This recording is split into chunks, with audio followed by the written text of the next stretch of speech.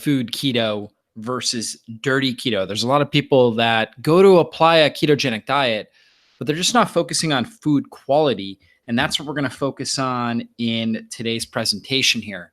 And so we know that ketosis is this powerful physiological state where instead of running on glucose and glucose only, our body becomes very metabolically flexible and we're able to actually burn our own body fat as well as fat that we're taking in from our diet. So it's a high fat diet, very, very low carb diet, which turns us into a lean, mean, fat burning machine. And so there are multiple ways to get into ketosis. And when we look at dirty keto, the goal of dirty keto for somebody that's practicing this, they're focusing on getting into ketosis, but at the same time enjoying comfort and convenience.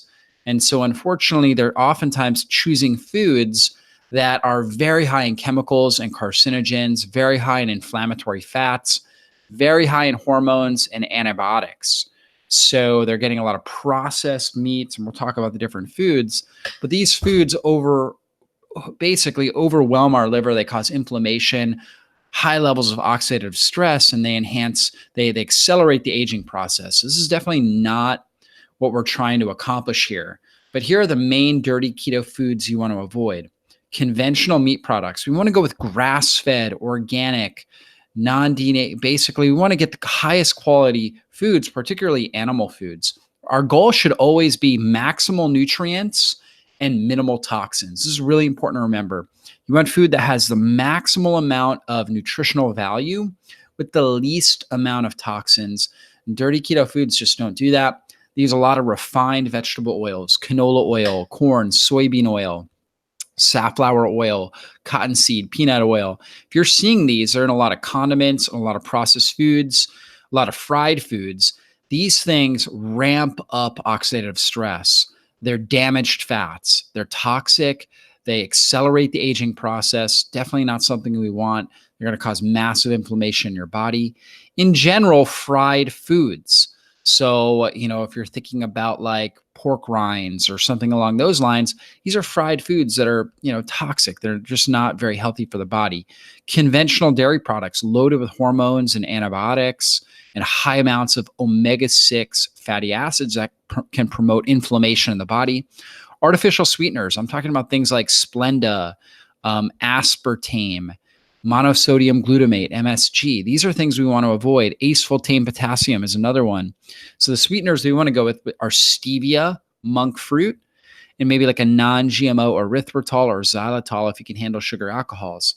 But we want to stay away from the artificial sweeteners and also table salt and tap water. We want to avoid those things as well and get much better alternatives. And so these are the kinds of food products that end up damaging our gut junction. So in a keto diet, obviously we're taking out gluten, we're taking out sugar, which is in, the typical American diet that's causing these problems. But we can still get a lot of pesticides and herbicides. We can still get a lot of these refined vegetable oils that are damaged, these toxic damaged fats from fried foods. We can still get a lot of casein, which a lot of people have a dairy sensitivity, and particularly a sensitivity to this protein casein, which is in dairy. So if you're eating a lot of cheese, you're not feeling good with it. It may be the protein component that's causing inflammation in the gut.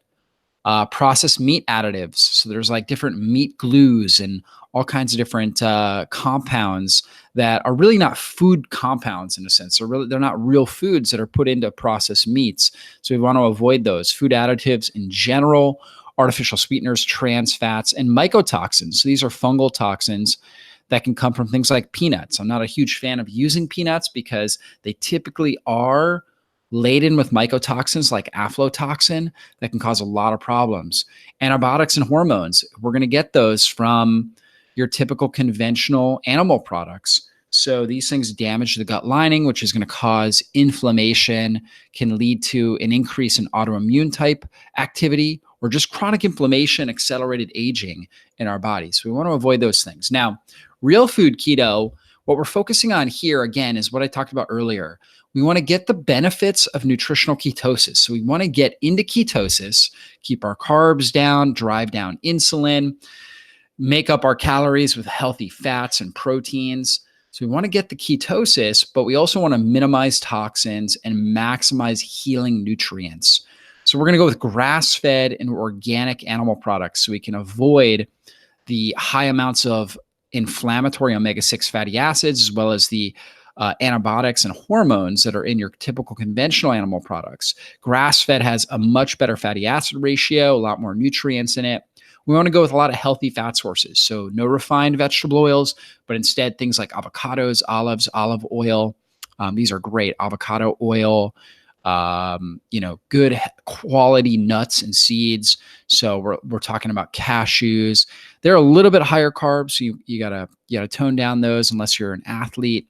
But things like walnuts, macadamia nuts, pecans, those are much better sources of nuts and seeds like hemp seeds, flax seeds, fermented veggies, wild caught seafood. So instead of farm raised fish, we're looking for wild caught salmon because it has more omega-3s, more astaxanthin and other antioxidants in it than farm raised.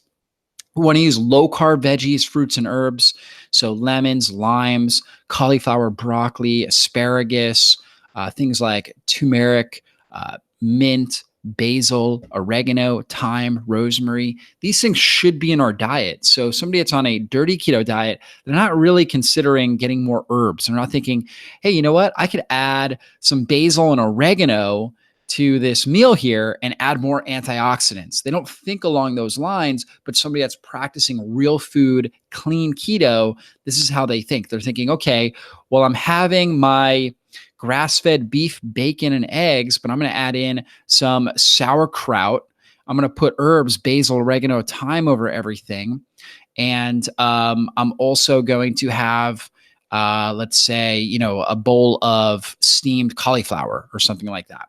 So we're adding in more micronutrient dense foods into our food sources of, healthy fats and proteins. So this is what we're looking for. And then natural sweetening agents, again, monk fruit, stevia, possibly erythritol or xylitol, sugar alcohols that you work well with.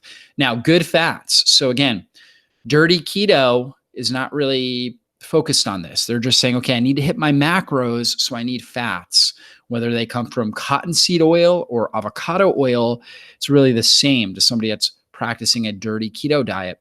As opposed to when we were looking at the real food keto diet, we want to focus on this left side here: butter, tallow, particularly grass-fed butter, grass-fed tallow, which is beef fat, ghee, which is clarified butter, coconut milk, coconut oil, avocado oil, olive oil, fish oil, and eggs. This is what we want to focus on, getting our fats from these sources here.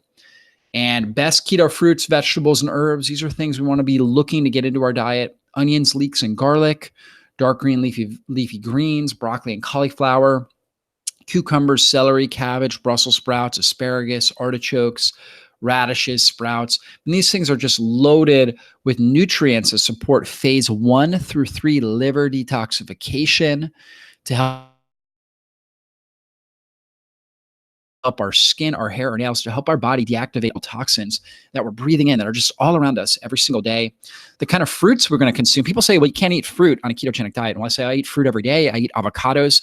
I eat olives. We'll use lemons or squeeze lemons or limes on different things. Particularly meat. Squeezing lemon and lime on meat is great because it adds citric acid, which helps to break down, for example, if you're having a steak, it helps to break down the steak. Or if you're having chicken, like a lemon pepper chicken, it helps to break down the outer protein. On top of that, it adds more flavor. And the vitamin C and bioflavonoids add antioxidants, which help the body neutralize any sort of free radicals that were caused from the cooking process, like heterocyclic amines that are produced when we're cooking or grilling a steak or grilling a chicken breast or something along those lines. So utilizing lemons and limes, great idea. Now, if you're well keto adapted and you're not super insulin resistant and you're living a very active lifestyle, having a little bit of berries in moderation. I'll have a few of these a few times a week: raspberries, blackberries, blueberries, strawberries, just a few, not like a half a cup or anything like that, but just a couple. Can be a great touch for a nutrient-dense, clean keto diet. So utilizing a lot of herbs, you should be looking for opportunities to utilize these things: dandelion and cilantro, parsley and mint, turmeric and ginger, cinnamon, nutmeg. And you can find a lot of teas with these, and you can also find herbal blends. So I have an herbal blend, Italian herbal seasoning that's got rosemary, fennel, basil, oregano, thyme, and I'm sprinkling that on any sort of meat dishes that I'm consuming, vegetable dishes, like if I make cauliflower mashed potatoes or broccoli with butter, I'm sprinkling this on there on a regular basis. I'm drinking a turmeric ginger tea on a daily basis, maybe a mint tea or peppermint tea or something along those lines. These are great things to be utilizing on a regular basis to get your nutrient quality, to help support good bile flow so you can digest fat effectively. I see a lot of people on a dirty keto diet over time develop a lot of issues with bile flow and fat digestion, and they end up having a lot of problems. These herbs all help support good bile flow. So that's what we want to be looking for. We want these antioxidants, and we also want their carminative properties, because these herbs support healthy stomach acid, bile, pancreatic enzyme activity. They help support motility in the gut, meaning the muscular activity, the peristaltic muscle contractions of the gut, so we don't get constipated. They're antimicrobial, so they help to keep the microbiome in balance. They're so supportive to the body, and we just don't use them enough in your typical American society. And any individuals that are jumping into more of a dirty keto approach, just not using these things. So clean keto protein sources, again, we're looking for the goal again here is to get nutritional ketosis while minimizing toxins and maximizing healing nutrients. So we want to avoid the grain-fed conventional animal products. We want to be looking for grass-fed, organic, pasture-raised. You can find wild game, for example. You may even have neighbors that are hunters that are, may have venison, which is deer meat, or elk or antelope. So these things are natural. They're raised in nature. They're wild, right? So they're consuming a healthy diet. They're not getting antibiotics and hormones and genetically modified grains. That's not making up their diet. Bison, buffalo. My wife and I just went out to dinner and we got bison steaks, which were amazing. And we put herbs on them. We got a lot of vegetables and things like that. So just like I was talking about, grass-fed beef, we eat this all the time. So 100% grass-fed beef, really rich in omega-3s, conjugated linoleic acid, tons of nutrients in there, really good. Lamb and goat is good. Pasture-raised eggs, wild-caught seafood, bone broth, which can be really healthy and really supportive to the body. Bone broth is rich in glycine, proline, hydroxyproline, a bunch of different nutrients, chondroitin, glucosaminoglycans, which are all supportive to the hair, skin, nails, and joints. So really good stuff. Dairy proteins, again, those dairy proteins should be coming from organic, grass-fed sources. So that's what we're always looking for. When it comes to nuts, we're looking for raw or dry roasted. A lot of times you'll find nuts that are healthy nuts, like macadamia nuts or something like that, but they're cooked in cottonseed oil or peanut oil or something like that. We want to avoid that. We want to avoid those refined vegetable oils.